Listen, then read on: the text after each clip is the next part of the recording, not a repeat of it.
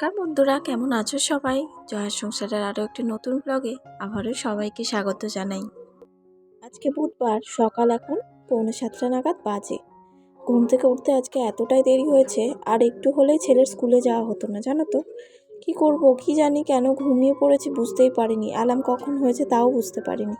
তো যাই হোক, উঠেছি তখন 6টা বেজে গেছে। মা তার আগেই যেন উঠে পড়েছিলেন, ওই জন্যই বাঁচোয়া। তো ওই জন্যই তাড়াহুড়ো করে মোটামুটি কাজগুলো কমপ্লিট করেছি জাস্ট। তারপরেই ছেলেকে রেডি করতে বসেছি।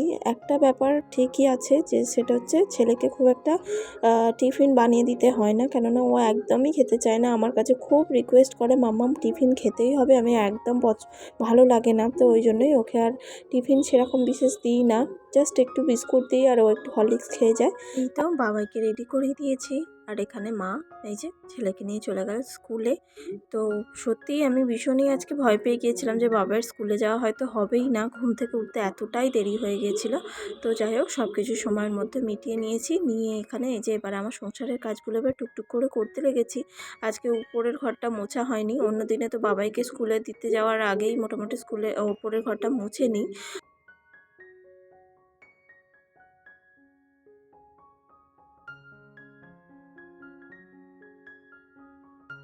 ওটা মুছে এসেই, আর বাবাই যখন স্কুলে যায় না তখন প্রচুর একটু কুয়াশা ভাব থাকে, আর ঠান্ডায় আমি এই পর্দাগুলো খুলি না।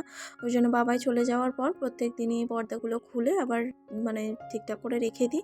আর যেহেতু আমাদের এই জানালাটায় পাল্লা হয়নি, মানে জানালার যে পাল্লা বলে আর কি, আমরা বলি ওটা, তো ওইটার জন্যই এরকমভাবে শীতের সময় পর্দা টাঙিয়ে রাখা হয়। তো তারপরে এখানে এই যে বাসনগুলো নিয়ে চলে এসেছি পুকুরে, বললামই কিছুই কাজ করা হয়নি, নইলে এই কাজগুলো মোটামুটি বাবাই যাওয়ার আগেই আমি মিটিয়ে ফেলি। আজকে যেহেতু দেরি হয়ে গেছে, সব কাজ পেন্ডিংয়ে পড়ে আছে, ওই জন্য টুকটুক করে আবারও করতে লেগেছি। সকালবেলায় এই একটা বড় ব্যাপার, এটা হচ্ছে এই জামা কাপড় ধোয়া, তারপরে বাসন মাজা, এগুলো সব পুকুরের জলে যেহেতু করি, জলে পা ডুবিয়ে ডুবিয়ে একটু বেশ কষ্টই হয়। কিন্তু প্রথম যখন ঘুম থেকে উঠে জলে পা ডোবাই তখন যতটা মানে অসুবিধে হয়, কিন্তু তারপরে কাজগুলো মানে যখন করতে থাকি তখন কিন্তু আর অতটাও অসুবিধে হয় না। তো এখানে এই যে কথা বলতে বলতে বাসন মেজে নিয়েছি, নিয়ে এখানে জামা কাপড়গুলোও সব ধুয়ে নিচ্ছি। আর আজকে কুয়াশা সেরকম একটা ছিল না, আর সত্যি কথা সেরকম একটা ঠান্ডাও লাগছে না, ওই জন্যই আর গায়ে কিছু পরিও নি, আর আমি সত্যি বাসি গায়ে কিছু পরিও না। তো তারপরে এখানে যে সব কাজ মিটিয়ে নিয়ে চলে এসেছি ব্রাশ করতে। আর বড়মশাই আজকে তো ঘুমোচ্ছে, যেহেতু ও তো অনেক পরে ওঠে, ওই জন্য ওকে তুলে দিলাম। তুলে দিয়ে এবারে বিছানাগুলোও গোছাবো।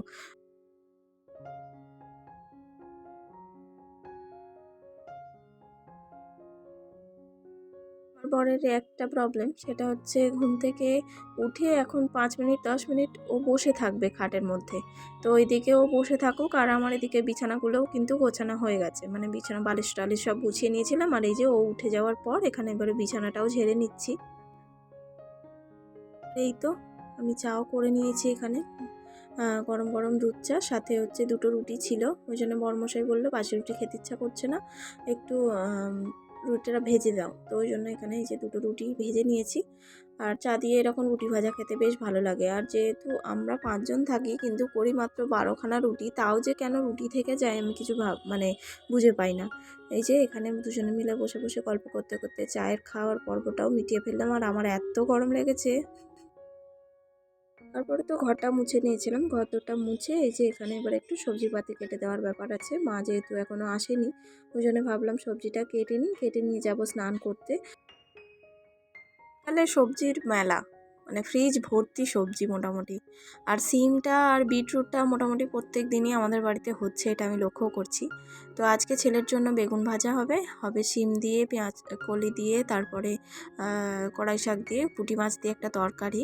আর এই দেখো বন্ধুরা, পিঠে। এটা হচ্ছে মেজমার বাড়িতে হয়েছিল, ওই জন্য মেজমা বেশ অনেক করে পিঠে দিয়েছেন, সেটাই এখন খেতে বসেছি। যেহেতু বড়মশাই মাকে নিয়ে একটু মানে বাজারে যাবে, ওই জন্য ও বাড়িতে এসেছিল। এখানে এই যে সবাই মিলে এখন পিঠে খাচ্ছি, আর আমি এতটাই একটা হাসির কথা হচ্ছিল যে হেসেই হারলাম আমি। পিঠে খাওয়ার পর্ব শেষ করে চলে গেছিলাম স্নান করতে। আর এই যে স্নান সেরে নিয়েই চলে এসেছি মাকে হেল্প করে দিতে। মা রান্না করে চলে গেছেন, গ্যাসের ওভেনগুলো সব ধুয়ে নিয়ে।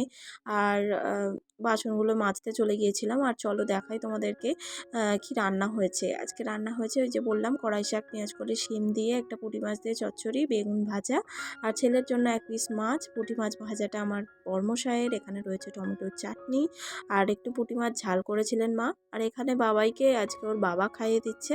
আজকে আমার যেহেতু কাজ করতে একটু দেরি হচ্ছিল, মানে এদিকের কাজগুলো আমি মেটাচ্ছিলাম আর ওখানে ওই জন্য ওর বাবা ওকে খাইয়ে দিচ্ছিল, আর ওরই সঙ্গে আমরাও খাওয়া হয়ে যেতে খেয়ে নিয়েছিলাম। পরে এই তো খাওয়া দাওয়া মিটিয়ে বাসনপত্র সব ধুয়ে নিয়ে প্রত্যেক দিন যে কাজটা করি সেটা হচ্ছে বাপি চা খান বিকালে, একা কখনো খান বা কখনো আমি করে দিই। তো ওই জন্য বাপির চায়ের জায়গাগুলো সব রেখে দিলাম, ওভেনের উনুনগুলো সব লাগালাম, লাগিয়ে এই যে ছাদে চলে এসেছি। কী শুকিয়েছে জামা কাপড় সেগুলো সব তুলে দেবো বলে, কেননা একটু রেস্ট নিতে না নিতেই সন্ধে হয়ে যাবে, আর সন্ধে হওয়ার আগে জামা কাপড় শুকনোগুলো না তুললে যেন যেগুলো শুকিয়ে গিয়েছিলো সেইগুলো যেন কীরকম ভিজে ভিজে লাগে। আর তারপরে আজকে একটু শ্যাম্পু দিয়েছিলাম, ওই জন্য ভিজে চুল ছিল, চুলটা আঁচড়ানো ছিল না, শুধু সামনেটা একটু সিঁদুর নিয়ে নিচ্ছিলাম, ওই জন্য একটু চুলটা আঁচড়ে আর এখানে এই যে বাবাইকে একটু পরিয়ে নিচ্ছি, যেহেতু বাবাই একটু শোবে ভোর ভোর ওঠা, ওই জন্য ওকে পরিয়ে নিয়ে একেবারে শোয়া হবে। আর এরই সঙ্গে কিন্তু আমার ভিডিওটাও এখানেই শেষ করলাম। আবারও দেখা হবে বন্ধুরা, সবাই খুব ভালো থাকবে, সুস্থ থাকবে, সাবধানে থাকবে, টাটা।